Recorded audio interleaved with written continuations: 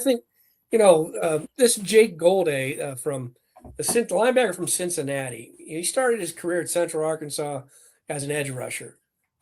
He, you know, O'Connell was explaining, Flores' defense and how, Grenard was kind of your traditional edge rusher as an outside linebacker, whereas Van Ginkel is more of a, kind of a cover guy, but an edge rusher as well. Their roles are different, even though they have this, outside linebacker or edge on both of them. Their roles are different, and in the past, Dallas Turner, whenever asked to kind of be on the, to step in and do Van Ginkel's role, he wasn't as good. He was better as an edge rusher. So Dallas Turner steps up and takes Grenard's starting job as the edge rusher. And you're going to three guys. Now, assuming Van Ginkel stays healthy, can stay healthy, you have this Jake Goldade from Cincinnati becomes kind of a Van Ginkel type.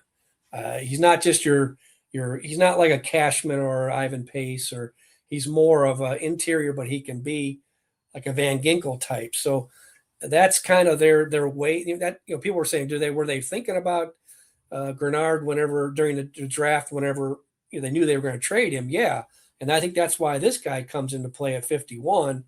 And it'll be interesting to see because he looks like a Flores guy with some edge rushing skills, some middle linebacker skills.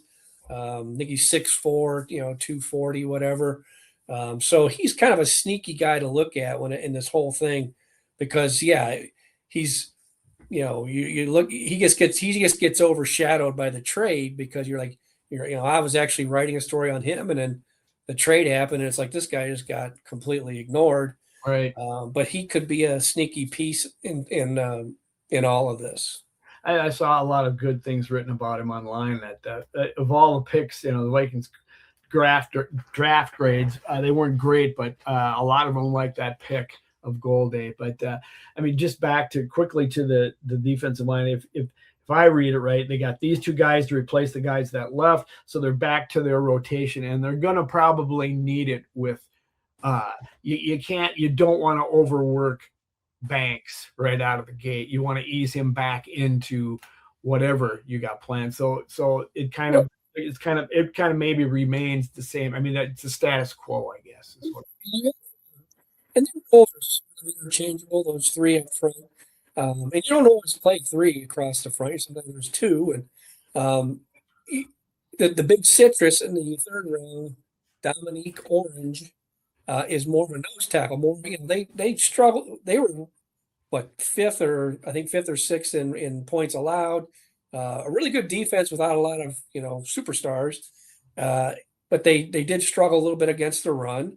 So this is more of a kind of a presence in the middle, bigger presence to be in the middle. And these guys rotate a lot, so they needed some fresh.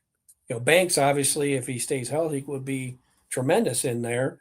Then Jalen Redmond is become an established player that he's only going to get better. So, and then you have Banks and Redmond, and then you have the big citrus kind of in the middle, and then you factor in, you got Rodriguez, Levi Drake Rodriguez. You got the other guy that they drafted last year, was a pretty big guy, but came in as a real young guy.